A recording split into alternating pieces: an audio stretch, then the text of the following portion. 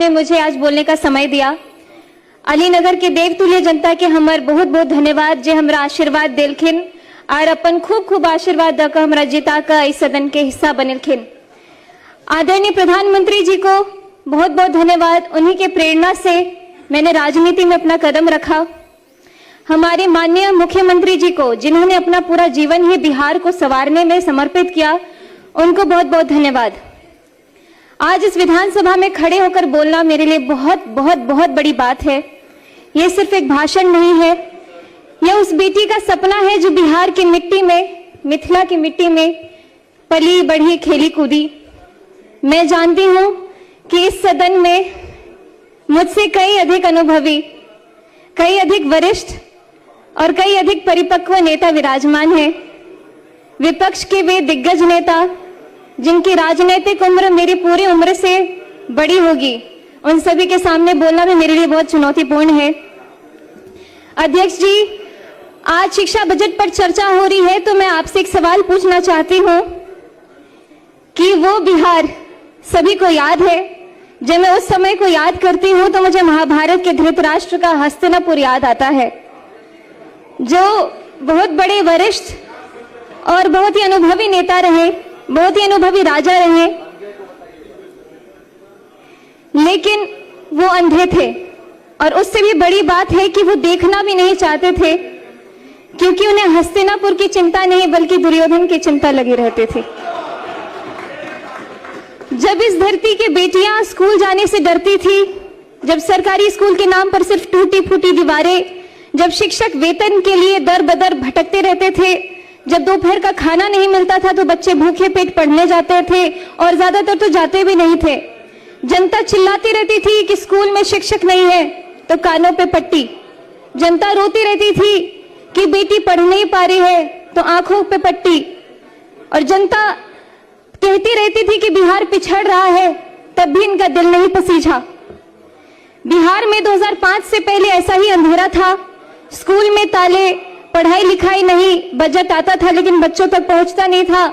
Report में विद्यालय थे लेकिन जमीन पर घास उगती रहती थी। और हमारे विपक्ष के माननीय साथी जो आज बड़े गंभीर मुद्रा में यहाँ बैठे हुए हैं, आप सभी इस दौर के साक्षी रहे हैं और ये भी कह सकती हूँ कि आप सहयोगी भी रहे हैं, लेकिन हम उन्हें दोष नहीं देते हैं। हम तो बस इतना कहना चाहते हैं कि जो बीत गई सो बात गई, लेकिन इतिहास गवाह है। भले ही बिहार की भोली भाली जनता वो दौर भूल जाए, लेकिन इतिहास कभी नहीं भूल सकती है, ना ही वो कभी माफ करेगी। 2005 में एक नवोदय हुआ, नया सूरज उगा। माननीय उपाध्यक्ष महोदय जी, 2005 में बिहार की जनता ने एक ऐतिहासिक फैसला किया और उस फैसले का नाम था नीतीश कुमार। महाभारत में जब युधिष्ठिर राजगद्दी पर बैठे तो उनके राज में धर्म की स्थापना हुई, न्याय आया और प्रजा सुखी हुई। ठीक उसी तरह जब नीतीश कुमार जी ने बिहार की बागडोर संभाली तो यहाँ सुशासन आया। जब मैं यहाँ इस विधानसभा में खड़ी हूं तो मेरे मन में एक श्लोक गूंज रहा है, तमसो मां ज्योतिर्गमय, अर्थात अंधकार से मुझे प्रकाश की ओर ले चलो। यही बिहार रहा है, अंधकार से प्रकाश की ओर, भय से आत्मविश्वास की ओर, अपमान से सम्मान की ओर और जंगल राज से सुशासन की ओर। उपाध्यक्ष जी, नीतीश कुमार जी ने एक ऐसी योजना शुरू की जिसने पूरे देश को चौंका दिया, मुख्यमंत्री साइकिल योजना, जिसके बारे में सभी ने बात की है। और मैं खासकर इसीलिए बोलना चाहती हूँ कि मेरी आंखों देखी कहानी है। मेरे खुद के गांव में जहां स्कूल के नाम पे कोई बात ही नहीं होती थी और एकाएक साइकिल योजना जब शुरू हुई तो मेरे गांव के अड़ोस पड़ोस की सभी दीदियों ने स्कूल जाना शुरू कर दिया। विपक्ष के लोग तो इस योजना का मजाक भी उड़ाते थे, लेकिन आज वही योजना पूरे देश के लिए एक मॉडल है। सुनने में सरल लगती है, लेकिन इस साइकिल ने क्या किया ये जरा सोचिए। आपको वक्त देंगे इनके भाषण के बाद। बिहार के गांव में एक बाप था जो सोचता था कि बेटी को हम दूर दराज कैसे भेजे, स्कूल कैसे भेजे, रास्ता बहुत लंबा है, खतरा है, पैसे नहीं है। उस बाप की चिंता को नीतीश कुमार जी ने समझा और बेटी के हाथ में साइकिल थमा दी। और उस साइकिल पर पहियों ने सिर्फ सड़क नहीं नापी, उन्होंने लाखों बेटियों का भविष्य नापा, ड्रॉप आउट दर गिरी, नामांकन बढ़ा और बिहार की बेटी ने कहा हम भी पढ़ेंगे और हम भी आगे बढ़ेंगे। मैं भी उदाहरण स्वरूप बिहार के लोकतंत्र के सबसे बड़े मंदिर में आज आप सभी के बीच में खड़ी हूं। अगर मैं 2005 को देख करके ध्यान करके 2005 से पहले की बात करूं तो संभावना भी नहीं था कि मैं यहाँ पे खड़ी होती या फिर कोई ऐसी उम्मीद मेरे अंदर जगती। बालिका साक्षरता 33%, मतलब 3 में से 2 बच्चियां हमारी अनपढ़ रहा करती थी। टोका टोकी नहीं। उस दशकों की अव्यवस्था के कानून ने न जाने कितनों की जवानी छीन ली। आप सभी तो उसके खुद साक्षी रहे हैं। लगभग 2 दशक बिहार शिक्षा से वंचित रहा। कई पीढ़ियां इसका दंश आज भी झेल रही है।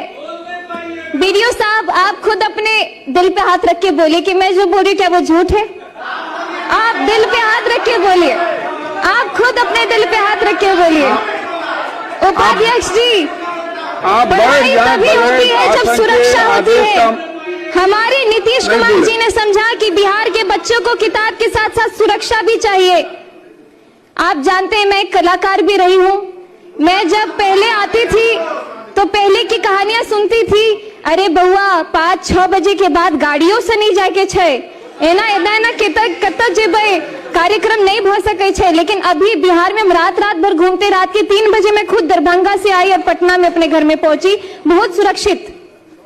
और शराबबंदी से लेकर महिला सुरक्षा के लिए बड़े बड़े कानून तक हर कदम पर नीतीश कुमार जी ने अरे आप सुन तो लीजिए मेरी बात। बेटियों के पक्ष में खड़े होकर हमारे माननीय मुख्यमंत्री जी ने निर्णय लिया है।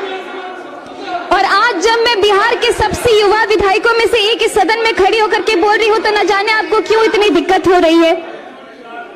माननीय उपाध्यक्ष महोदय जी, अब आते हम आज के बजट पर और मैं यहाँ में बात करूंगी इस डबल इंजन की जिसने बिहार की शिक्षा को नई ऊंचाइयों तक पहुंचाया है। अपना भाषण कंक्लूड करें। तो मुझे आंकड़ों पे ज्यादा बोलने की जरूरत नहीं है। मेरे सभी साथियों ने बहुत ही जोरदार तरीके से ऑलरेडी अपनी बातें रख दी है।